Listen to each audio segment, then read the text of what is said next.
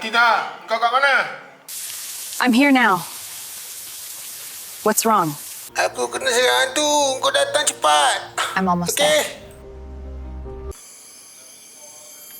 Kiri lah. Tadi dah kena serang hantu. Terberak, tercirit. Nasib baik ada orang basuhkan. Hati-hati. Nanti dia datang lagi. Kau kalau jumpa dia, kau lari tau. Kau jangan tak lari. Dah 10 kali aku terkecil. Gigi tu kalau berak, bontot dia bukan nak basuh. Habis bontot aku kena serang. Mati aku, mati. Abang tu aku segah. Lari dia. Malam ni aku berada jauh di dalam hutan ini untuk mencari sesuatu yang orang lain takut nak cari.